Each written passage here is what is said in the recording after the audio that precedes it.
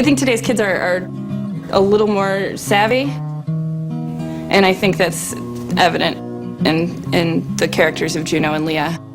So what was it like, humping Blake's bony bod? Magnificent? Bleecker is still kind of an innocent little lamb. My mom uses color-safe bleach. But that's how I like them. All these kids, deep down, share this kind of like wonderful sense of humor, which I think is something that like teenagers really do have, you know, very intelligent, developed senses of humor that are totally not paid attention to. Everybody thinks that we just like poop jokes, which we do.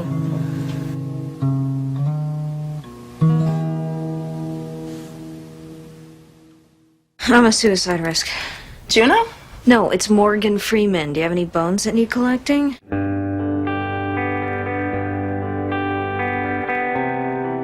I always say that there are two Junos. There was the one that I wrote, and then there's the one that I'm seeing now. And the one that I'm seeing now is threatening to completely usurp the old one, like, because it feels so right.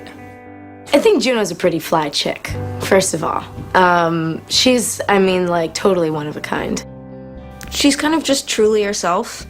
And in high school, that's actually, you know, a pretty substantial and can be, you know, a frightening thing. But she kind of has this ability to just float along and cover it up by teasing and poking and prodding those around her. When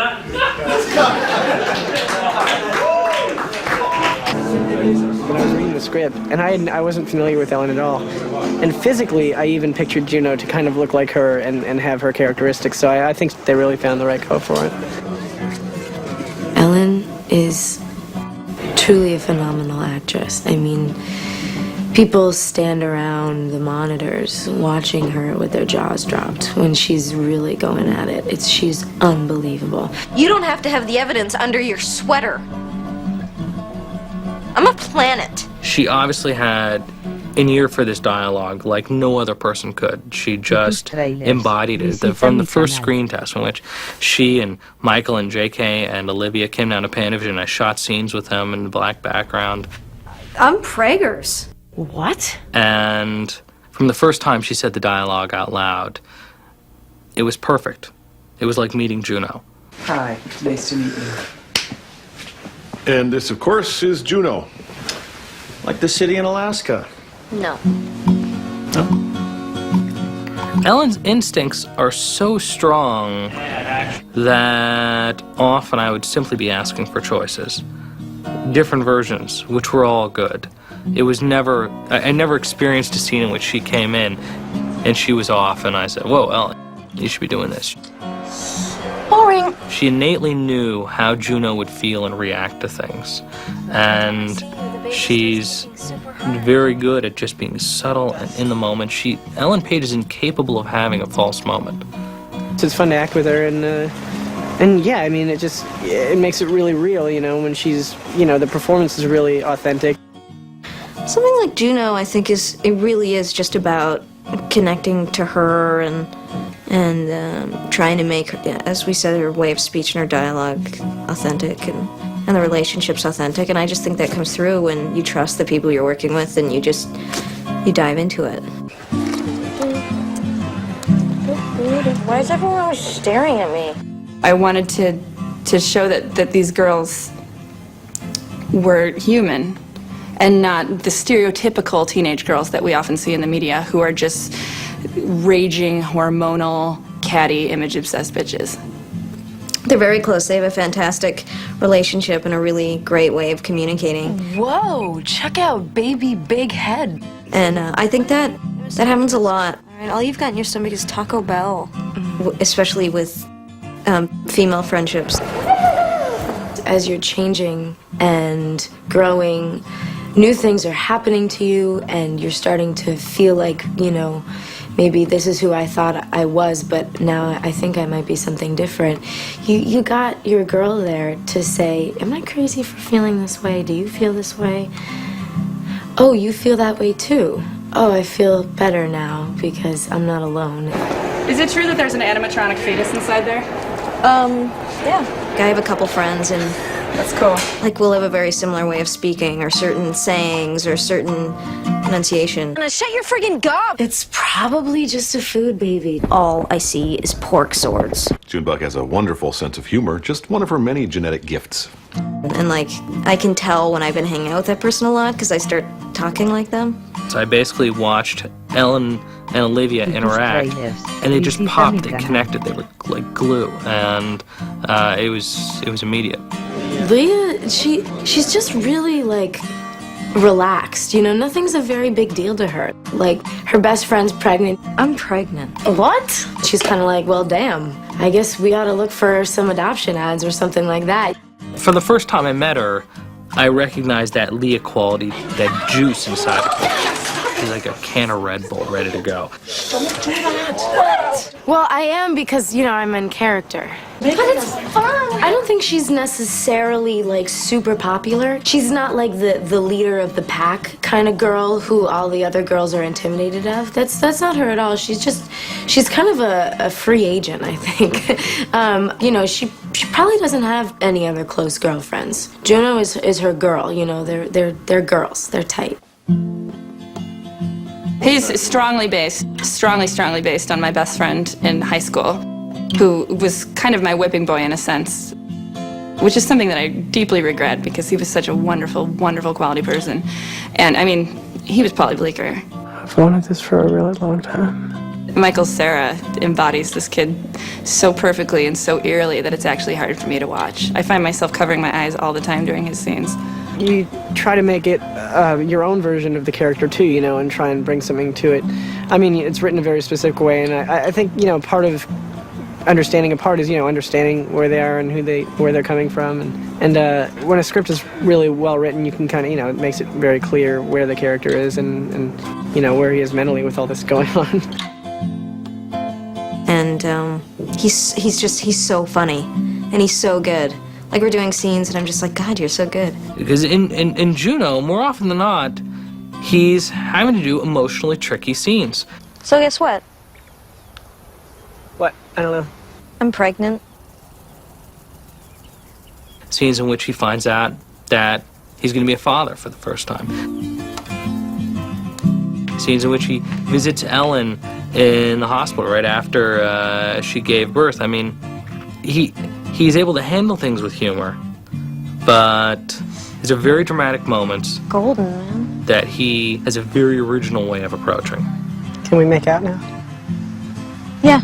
Watching She these eats them two all kiss day. was one of the highlights of my life, actually. I've been looking forward to it for weeks now. Really? It made me very excited. You were watching. You knew I was how much there, I yeah. was freaking out. That was great. You were kissing Ellen, and then with one eye watching me do a little jig dance in the background. Yeah, I don't know why that was happening. Great job. The first time is weird, but then it's, you know, then it's okay. Yeah, once you get kind of past the, you know, the weird lull, it becomes just, you know, part of the scene. It is strange when you have like 8 cheerleaders watching you and in this jogging team, a crew. But yeah, you get past it. They make it look easy, but it's in fact difficult stuff to do. Their moments together are so real because it's emotional, it's real, it's funny, and you just can't help but fall in love with them.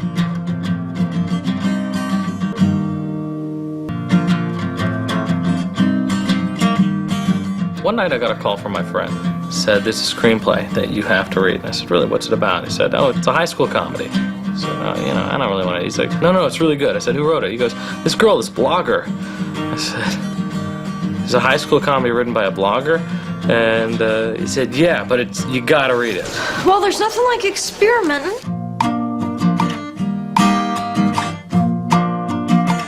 I had pretty much written exclusively online, and it was all self-published, totally unprofessional. And I was writing about the sex industry. I really don't know how I found her blog exactly. It was about stripping, and so that didn't hurt. And I just kept reading it, and I read it for months, and it was really funny. And her voice, which obviously you'll see in the film, carried on so much in her blog and her writing. Mason Novick, who's a producer on Juno, and a hell of a guy, contacted me via email and said, "You know, I've been reading your blog for a while. I think you're pretty funny. Have you ever thought about writing anything else?" And I think for the first 6 months she knew me, she thought I was like a crazy person or like out to get her or something really bad. I was just very wary and suspicious because you're writing a blog about dirty stuff, and then a guy emails you and says, "Hey, I'm a producer in Hollywood." You assume that he's a creep. So yeah, I didn't reply for a while. And she had written the book. So she sent me a copy of the book, and I helped her get a book agent in New York. And like a week later, they sold the book. And it was like, wow, this is great. And it still was like, this is so crazy. Then in sort of, if you have a book and you want to adapt it, you need a sample screenplay to show that you can write a screenplay. So Diablo said, all right, here's the script I'm going to write. And she pitched me something. And I was like, all right, sounds interesting. Send it to me. And instead, she sent me Juno, which was totally not what she pitched me, totally something different. And she just said, here you go, here's the script. I never, ever suspected that I would write a screenplay. That just seemed like such a lofty aspiration. It wasn't the kind of thing that I ever realistically thought that I could do. I remember the night I got it, it was messengered over, and I was standing in my kitchen, and I opened the envelope, and I started reading the screenplay. And God, I must have been 12 pages in before I realized I was still standing in my kitchen reading. I was just so enthralled. From the first time I read it, I was just like, what is this? This is crazy. This is the best thing I've ever read. God, Bert, when do I get that friggin' spinal tap thing? It's called a spinal block, and you can't have it yet. Why can't I just have the friggin' thing now? Honey, doctors are sadists who like to play God and watch lesser people scream. Ah! It was just so bold and brash and funny and irreverent and cynical, and just I just loved it. Did you by any chance barf in my urn? I would never barf in your urn, Brenda. It's so unique, and witty and all of those things, but also just extremely genuine and honest. And a teenage female lead like we've never seen before, and that was so refreshing. I couldn't get over it. It like made my heart explode. You're like the coolest person I've ever met, and you don't even have to try.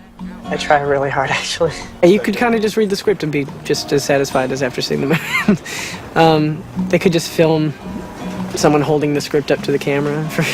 Should have gone to China.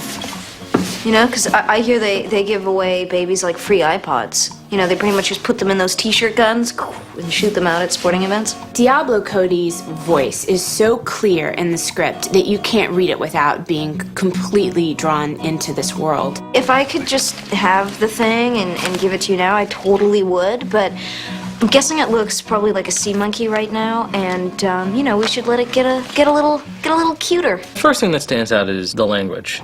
It's kind of like hearing jazz for the first time. It's just unusual and has its own cadence, and these sentences that are made up out of unusual syntax and product placement. Look, I just drank my weight in Sunny D, and I gotta go pronto. To me, it felt extremely fluid and rhythmic and organic, and although I didn't talk like Juno when I was 16, I definitely had my own language with my friends, and I could totally relate to that, and I was so happy that someone had reflected that. I thought I'd get some drinks. What would anyone like? I have Pellegrino or vitamin water or orange juice. I'll have a Maker's Mark, please. The dialogue jumps off the page, but she has an incredible sense of storytelling. It's one of those screenplays where every time you think you have a finger on it, every time you think you know exactly what's going on, it just turns on you and it surprises you in the most delightful ways.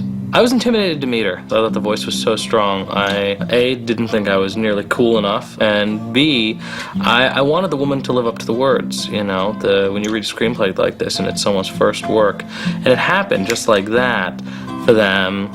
The fear is that it was some sort of accident, some sort of fluke. And then I met her, and I was kind of rejoiced to find a human being that matched the words. I was definitely intimidated, because here I was playing Juno in this film, and I just didn't want to screw it up, She'd written such an incredible screenplay. Yeah, I just envisioned her as the coolest person of all time, and she is kind of. You really understand exactly how she talks just by reading it, and then you meet her, and she's exactly how you'd want her to be. Liberty Bell, if you put one more bacon on that potato, I'm going to kick your little monkey butt.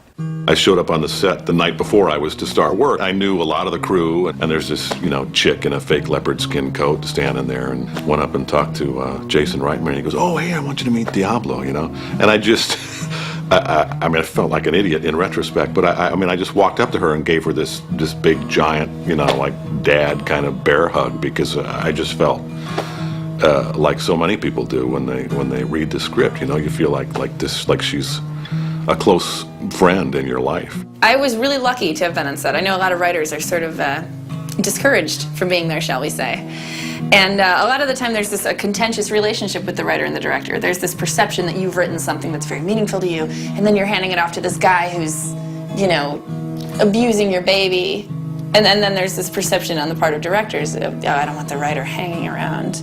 You know, their work is done. I never had the pretension that this was my story. This is very much Diablo's story, and she informed how we could do it on a daily basis, whether it was coming up with a line of dialogue or giving us insight into Juno's character. He always used to say to Ellen and I that he had never been a 16-year-old girl. So he needed a little input. Jason Reitman will be like, maybe we should say something about this. And then 5 minutes later, she's written the funniest thing of all time. Titanium power, get my snatched by the barrage. Right. Paid for this kitchen. But the interesting thing about this sort of ensemble is that I see a little bit of myself in every character. Who was the father, Juno? It's Polly Bleecker. I didn't think he had it in him. I know, right? That's where the best writing always comes from, you know? It's not strictly autobiographical. Some of the characters are sort of amalgams of people from her life, and just the way of expressing themselves is very Diablo. I think she relates probably most directly to Juno herself. She was the easiest character for me to write. It felt really organic, and I was definitely sort of projecting a lot of my own personality onto her. I think you definitely bring something to the table. Charisma. How quick-witted Juno is, and how sort of thinking on her toes and able to react in a moment's notice and say the smartest, most brilliant, most original version of saying something you've ever heard. That's Diablo. She's quick. She's a witty little bat. The fact of the matter is, I was never as cool or as witty as Juno when I was a teenager. The character is kind of a hero to me. It's very rare that we find screenwriters whose voices are so strong that they can be linked only to them. Kudos to Diablo Cody. She's like one of the most real human beings I've met, and I absolutely am just so grateful to know the girl. The process went on looking for a director for a long time. It was a very thorough process. We danced a lot. I've known Jason for probably 8 years. Back when we first had the script, he actually wasn't even available, and he read the script and came up to me at one of my friend's birthday parties and said, oh man, I read the script, I gotta make this movie, I gotta do this, I know not right now I'm not available, but you'll see I'm gonna make this movie. When it came down to crunch time, the producers, Mason, Leanne, and Russ said, this is the guy. This is the guy that's gonna bring us home. We had these ideas of what these beats were and sort of the importance of one beat over another, at least in our head. When we heard Jason speak, besides the sort of his obvious passion for the project, he hit like every single one of those beats. He was super passionate about it. He was obviously very talented from Thank You for Smoking. And what, 30-odd weeks we can just pretend that this never happened.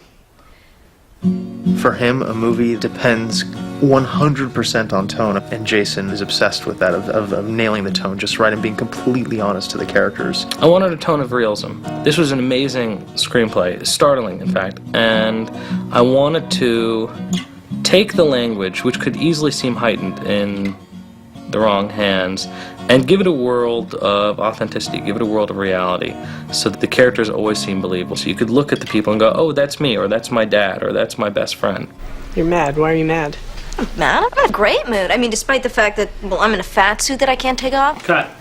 Jason Reitman always says that the most successful films are the ones in which everybody has set out to make the same film. And in this case, from the day I met him, it was abundantly clear that he and I wanted to make the same movie. He and Diablo, from the moment they met, had this weird mind meld. I remember like they were talking about scenes, and there was just such a clarity, as if they were ultimately going to have to co-author this thing. The best thing you can do is find a person who loves you for exactly what you are. The big surprise when we met was how alike we actually were, and the fact that we both kind of felt like we were overcoming prejudice in a way. He had always had to deal with being the director's son, people assuming that he was the beneficiary of nepotism or that he was some Hollywood brat. And then I was sort of overcoming the prejudice of you know, you don't know what you're doing, who are you, you know, you're this ex-stripper. So he and I, we kind of both felt like underdogs. Diablo, who again was much more connected to the children. Jason's connected to having a child recently and growing up in a Loring-like family. It was the blend of their two voices that came together that was the perfect blend for it. I can't tell you what it's just like to be in the room with my wife, watching my daughter be born, and then just a few months later, be shooting a scene where Juno is giving birth. To come into a scene and feel like I have personal information that I can operate directly with the situation, it translates, and I can't help feel that you can see that when you watch the movie. The third act has an incredible amount of warmth, and I think that comes from me becoming a father in the year leading up.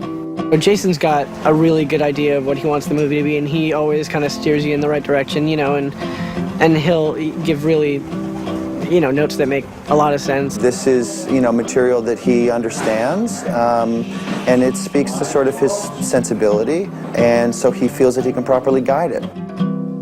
Jason has certain qualities that cannot be learned, only admired. Yeah. You know, he has leadership qualities, and he makes people feel very secure. What's great about him is he's totally down for experimentation, but he knows when to say, okay, enough is enough. Like, we can't get too silly with this, otherwise it's gonna be ridiculous. I love that idea.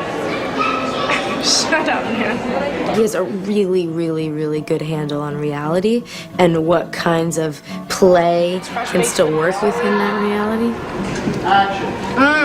This pretzel tastes like a friggin' donut. Well, you sure love sweet tarts? No, you can't have any. Just... This is something, mate! She's denying eating fresh meat. Goodness. Because it's a script that's funny and unique and quirky and all of those things, it could have been easy to take and force a lot of aspects, which could have turned it into kind of a contrived, annoying little thing. But he's just so good at establishing a sense of tone and balance. When I was shooting it, I was never really worrying about how funny the scene was or how dramatic the scene was. The big question for me was, does this feel real? Does this feel authentic? I'd watch the actors, see what they were saying, how they were saying it, what they were doing as they were saying it. And if it felt honest, if it felt real, then I knew I was doing my job. When you read a movie for the first time while you're making it, you're trying to hold on to that gut response you had to the material the first time. And you're trying to recreate it in a way so the audience can feel what you felt when you read it. I think I'm in love with you. You can meet as friends? I mean, for real. Watching yourself's not always the easiest thing in the world. A lot of aspects coming together to make a movie, and you always want to see the finished product. And I think what was amazing is that just hearing the reactions from people around you, you know, hearing people laughing and just not shutting up, basically. And that's obviously an incredible feeling. Is this a pregnant superhero? Is that great? I found it in Japan when I was there with my band. This actually makes me feel way less of a fat dork. I actually was at a preview screening with all these teenagers, and that was unbelievable because they were cracking up, and there was these kids behind me saying, "This is the best movie ever," and like repeating the lines. And when you hear reactions like that in a crowd, you just get the chills. And that was when I started thinking, like, oh, this is kind of special. When you watch the film with a young audience, especially a young female audience, it's a completely different experience as watching it with older, kind of wiser. That's a tribute to Diablo and Jason, that they did a film that operates in two ways. We thought that it would do well and that it would cross over to adults and children, but no, we didn't expect it to be embraced quite as enthusiastically. That was magical. Jason's awesome, really. I guess what's so good is his balance again. He's so assured and he knows what he wants, but he's just incredibly collaborative, and I just totally trusted him, and it was such a pleasure working with him. Seriously, like, I just could squeeze the guy to death. But I wouldn't want to do that because I'd like to make more movies with him. Your baby probably has a beating heart, you know, and it has fingernails. Fingernails? We have a lion's pride about Jason Reitman and all the, you know, and his emergence as a director because of this movie. I'm pregnant. Oh, God. This movie needs all of the characters to perform incredibly honestly, and that's what Jason is perfect at doing. How do I look? Like a new mom. Scared shitless. He has a way to find the funny and to bring the lighter side out of even things that could traditionally be seen as a little dark or not funny. Babies have fingernails. fingernails. That's gruesome. Do you think the baby could all like scratch your vag on the way out? I love telling stories. I love telling jokes. And making movies is that on the grandest scale. It's being in a room with hundreds of people, seeing how they react. Sometimes they laugh at one thing, sometimes they don't. Sometimes they're moved, sometimes they get scared. Watching that interplay between the movie, which is, you know, I've been working on for the last year or two, and the audience is kind of the most exciting part of directing. Hey, Blake. Guess what? I'm pregnant. Should you be smoking? Come on. Y tus You know, trailers. my pipe is my Visita mistress mi in canal. times of stress. I guess. Well, what are you going to do about it? What are you eating? What is that? It's a croissant pouch. It's like a pizza pouch, but then you have the outside is made of croissant material. Sweet. Sounds like a nutritious breakfast. Well, I'm supposed to be running. Yeah, I know. I know. What are you going to do about being pregnant? Thinking I'm gonna have to just like nip it in the bud before it gets any worse. Cause like, well, I heard in health class that pregnancy can often lead to an infant. Yeah, a lot of the time. Yes, that's what happens when a mother gets pregnant. She'll, you know. True. So you're cool with that then? You're. Yeah, that's fine. Wizard, you do what you need to do. Well, sorry for having sex with you. I mean, it wasn't your idea.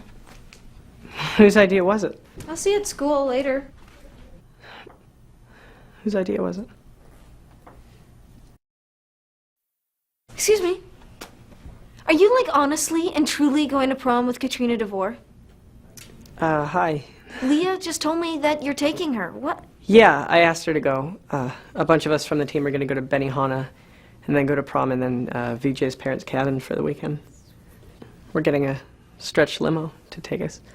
Great. And I bet your mom's like really happy that you're not taking me. Yeah. What are you mad? Why are you mad? I'm not mad. No, I'm in a fucking great mood. Especially considering the fact that I'm stuck in a fat suit that I can't take off, that everyone is, you know, making fun of me behind my back, and your little girlfriend gave me the stink eye in art class the other day. Katrina's not my girlfriend. I'm just taking her. And she wasn't giving you the stink eye. That's just how she looks. She's weird. Whatever. You know, you go to prom with soupy sales. I'm gonna have like such a way cooler night than you guys, you know what? I mean, who knows what I'm gonna do? I'm thinking maybe a little like pumice in my feet action and go into Bren's stupid Unitarian church, and then maybe I'll get hit by a 10-ton truck with hot garbage juice or something. I don't know, but it's gonna be exponentially cooler than going to prom with you, so. Right? You're being really immature. What? I mean, that's not, you know, that's not how this thing works. I hurl out the accusations and you talk me down. Well, I'm sorry, not this time. Like, you have no reason to be mad at me. I mean, you're the one that broke my heart, you know. I should be ticked at you. I shouldn't want to talk to you anymore, but... Oh, what, like, I'm sorry, you know, I got bored and I had sex with you and then I didn't marry you? What do you... Oh, please, like I'd marry you. You'd be the meanest wife ever. And I know you weren't bored that day. Because there was all that stuff on TV, and the Blair Witch Project was on Stars. And you were like, oh, I kind of want to watch this, but we should make out instead, la la la. You know, why don't you just, like, forget it, Bleak? And you just take Katrina Douchepacker to the prom, and you guys will have a really bitchin' time, and it'll be awesome. Well, I still have your underwear. Yeah, well, I still have your virginity. Would you shut up? What? What, are you ashamed that we did it? No, I'm not. I mean, what do you mean? Look at me. I have to carry around the evidence under my fucking sweater. I'm a goddamn planet. Hang on, let me carry that. No, it's fine. Well, you shouldn't be carrying No, a heavy I'm bag. Just fine. let me get it. It's like 10 more pounds, anyway.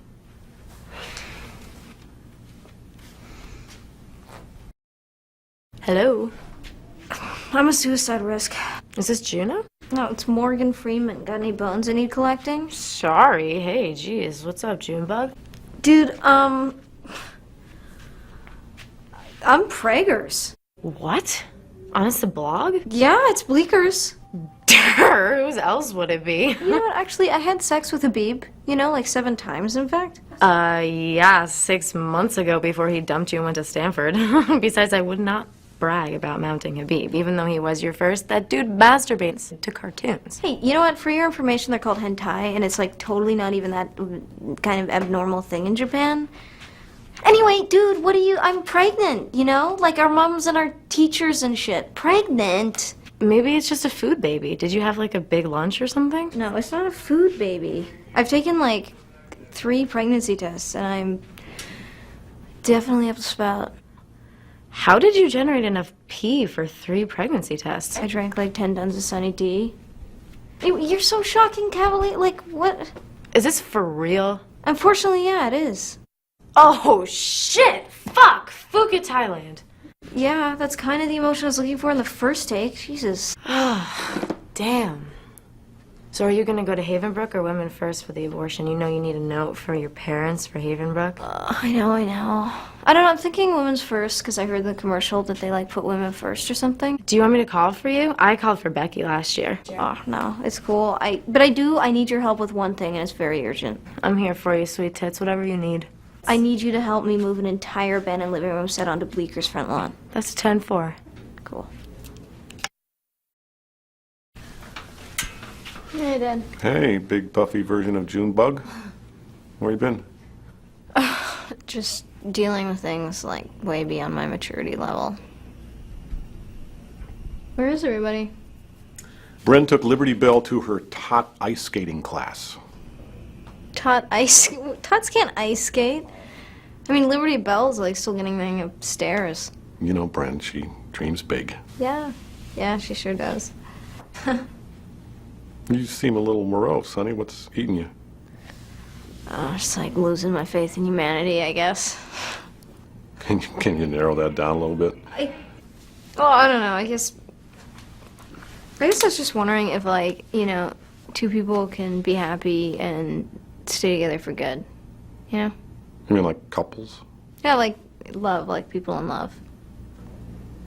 Are you having boy trouble? Because I got to be honest with you, I don't much approve of you dating in your condition because, well, it's kind of messed up.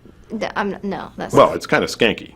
Isn't that what you girls call it? Skanky? Skeevy? Stop, please. Tore up from the floor up? No, Dad, it's not. That's not where I'm headed with this, actually. I was just, you know, I was curious about, like, you know, can 2 people be happy and stay together forever?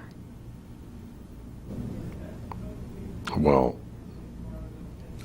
it's not easy, that's for sure. And I may not have the best track record in the world, but I've been with your stepmother for 10 years now. And I'm proud to say that we're very happy. In my opinion, the most important thing you can do is find a person who loves you for exactly what you really are. Good mood, bad mood, ugly, pretty, handsome, what have you.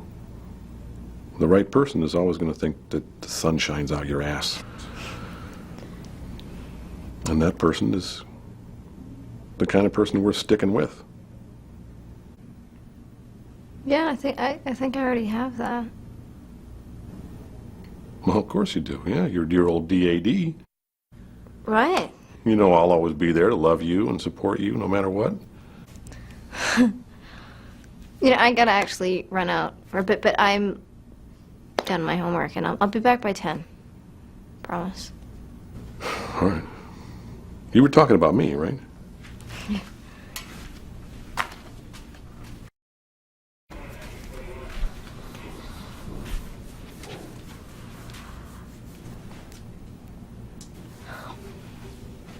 Okay, I really have no idea how I'm gonna spit this out.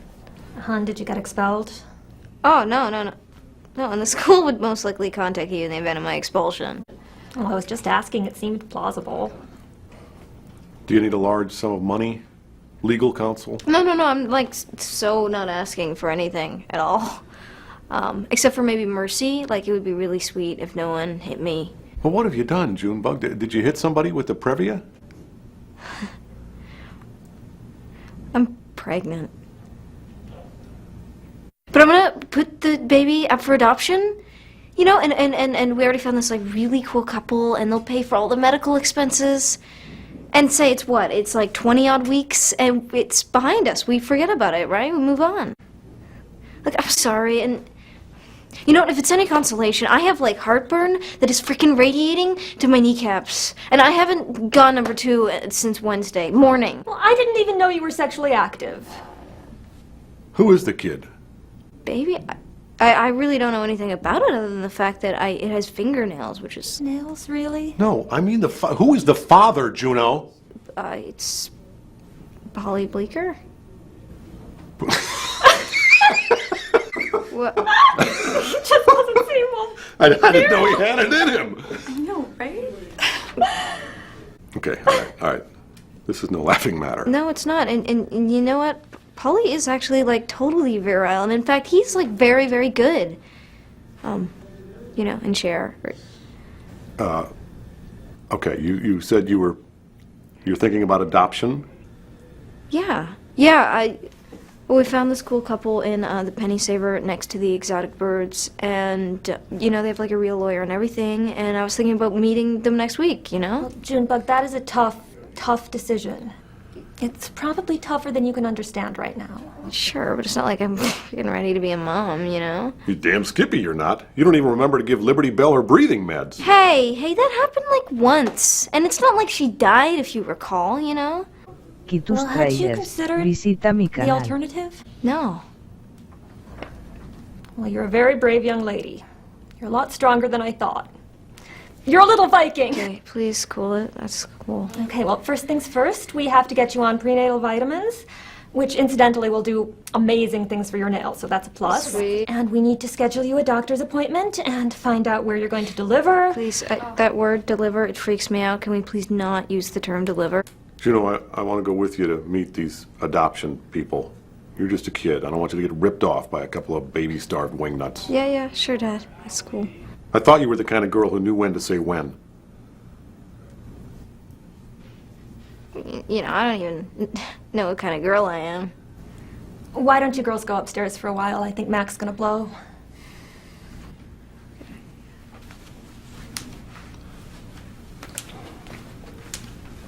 Just give it to me straight, Bren. Do you think this is my fault? Her mother's fault? I think kids get bored and have intercourse, and I think Juno was a dummy about it. We have to move on from here and help her figure it out. I'm not ready to be a pop-pop. You're not going to be a pop-pop, and Juno's not going to be a ma. Somebody else is going to find a precious blessing from Jesus in this garbage dump of a situation. I friggin' hope. Did you see this coming when she sat us down here? Oh, God, yeah, but I was thinking she was, you know, expelled or into hard drugs. Well, that was my first instinct, too, or a DWI. I mean, anything but this. And I'm gonna punch that Bleecker kid in the wiener next time I see him. Oh, Mac, no. He's a sweet kid. You know it wasn't his idea.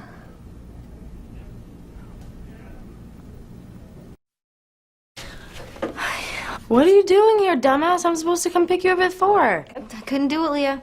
I couldn't do it. I mean, you should have smelt this place. It was like a dentist's office or something, and there were those bad magazines lying around everywhere, the ones with those like horrible spritz cookie recipes and bad fiction, and they're all like water stained. Like what? Have people been reading them in the tub?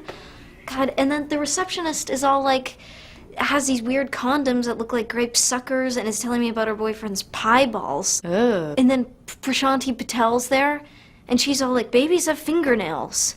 Fingernails! Gruesome. Do you think the baby could, like, scratch your vag on the way out?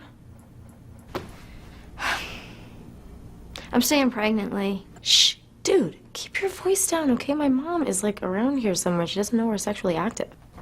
What does that even mean? You know, but I got to thinking. I was thinking on my way over here that, like, a lot of people, they could really use the kid, you know? Like some chick with a bum ovary or a couple nice lesbos or something. But then you're gonna get huge and your chest is gonna milk taint and you're gonna have to tell everyone. Sure, but People could also like totally canonize me for being so selfless. Or maybe they'll like totally shit and be really mad at you and not let you graduate or go to Cabo San Lucas for spring break. Doesn't matter. Bleak and I were gonna go to Gettysburg anyway. Well, maybe you could look at one of those like adoption ads. I see them all the time in the Penny Saver. What? You gotta be kidding me. People put ads in the Penny Saver for babies? Oh, yeah, totally. Desperately seeking spawn. They're next to the ads for like iguanas and terriers and like used fitness equipment. It's legit. That's like the tackiest thing I've ever heard. That's like buying clothes at the friggin' Pump and Munch. Juno, wow, I didn't expect to see you here. Yeah, no, I just got something really cool to show you guys. Is Vanessa here? Or? No, she's working late tonight. Right. Actually, she works late pretty much every night. Well, how come? What's... tus tráilers. Visita mi canal. You know. Oh, right, yeah, I heard these can be a total time snatch. Come in, please.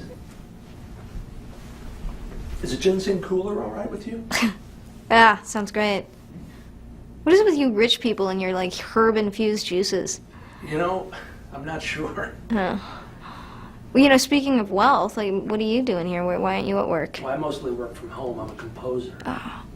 Like Johannes Brahms? Or? No, like more commercials. Like what? Commercials. Oh. Have you seen those ads for Titanium Power, men's deodorant? Yeah. Titanium power, more snatched by the bench. I wrote that. Sweet. You're a total sellout. I mean, what would the Melvins say, man? You know, you came a long way out here not knowing if anyone would be home. I don't know. I felt like going for a long drive, and I figured if no one was here, then I would just leave this in the mailbox. What is it? Well, may I present to you the very first photos of your baby? You're kidding. Oh. I think it kind of looks like my friend Polly. Is he bald and amorphous? Oh, no, that's the dad. Can you tell if it's a boy or a girl? Well, no, I mean, like, the doctor can tell, but I didn't want to know. I kind of wanted it to be, like, a total surprise. Oh, it can really only go two ways. Yeah, or I could, like, film myself through full of booze, and you might get one of those weird neutral babies. Vanessa heard you say that, she'd kill you. Yeah.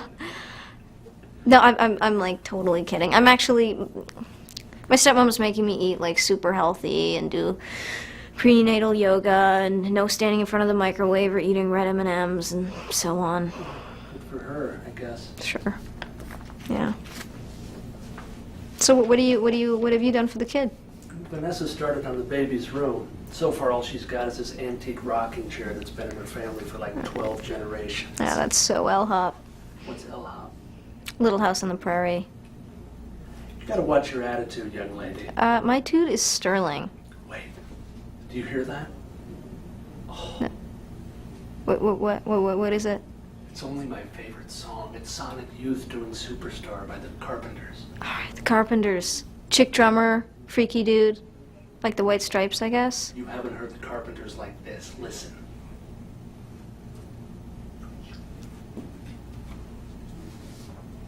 Yeah, I like it, actually. I kind of dig it. This album is all Carpenters covers by alt-rock bands. It's called If I Were a Carpenter. It is God. I'll rip a copy for you before you go. You don't need to do that. That's cool. Hey, it's the least I can do. What did you say your favorite band was? Oh, I didn't, but I'd say it's a tie between like 60s, 70s Pink Floyd.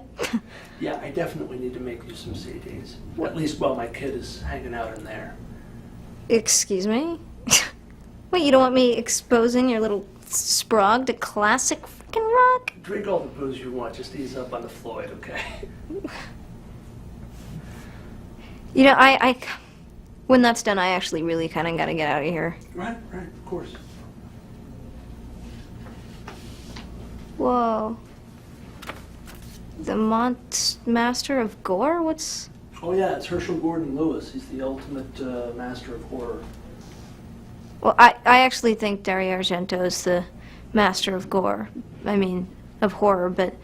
I mean, what do I know, so... Argento's good, but Lewis is way more fucked up. We're talking buckets of goo, red corn syrup everywhere, and fake brains up the yin-yang. You know, let me be frank, it sounds pretty freaking stupid. No, you have to see it to believe it.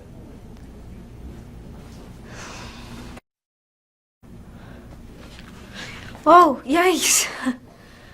Sorry, I just didn't, think I'd see you up here, I guess. Sorry, I was just getting something. Sure. Did your wife, send you up here to spy on me or something? What? No, do we come off as that paranoid? Well, you know, you, invite a pregnant teenager into your house and leave her unsupervised. I could be, a total klepto as far as you know. I don't get a klepto vibe from you. Evil genius, maybe. Arsonist, perhaps. Right. Well, actually, I did steal some of your wife's perfume. Yeah, that's Clinique happy. Mm. Frankly, it smells more convincing on you. But Vanessa's not happy? I mean, she freaking should be. I'm giving her, the gift of life, and she doesn't even have to be there when the kid comes out all, covered in Viscera. blood and guts. We better get back downstairs ASAP. Wow, is that a Les Paul? Oh, yeah, that's my room. Vanessa lets me have a room for all my old stuff. Whoa. You get a whole room in your own house? Yeah, you're on one long leash there, Mark. Shut up. No, that's really, really beautiful. I always like Gibson way better than Fender. What do you play? Ibanez. It's awesome, you know, Total Flying V, Snake, Venom, you know, crazy. Sorry, I swear I'm not a gear snob. Right. So wait, the neck and the body are one piece, is that? Yeah. Well, what happens if it breaks? I mean, it would be a total bitch to replace. Yeah, you're telling me. I used to play in this really tight band back when I lived in Chicago. Mm. And one night we opened for the Melvins. Do you know the Melvins? No. Well, anyway. And I busted this guitar on stage one night. It cost me $800 in a dime bag just to get it fixed. Oh. So when was that? Was that 96 or? 1993. Right. I'm telling you, that was the best era for rock and roll. Nuh-uh. Are you kidding me? 1972, all of my favorite bands are from the arena rock era. Arena rock is bloated bullshit. Those guys are just a bunch of dinosaurs. What are you talking? How would you even know? Were you there? You weren't, so how could you understand the magic that was? You weren't even alive. Honey, you're showing your guitars now? Oh, yeah, our guest just wanted to see Kimber here. Kimber. Sweet, your guitar's name's Kimber? Yes. No, dude, that's cool, that's cool. Mine is President Roosevelt. Franklin, though, not Ted. Franklin was the one with polio.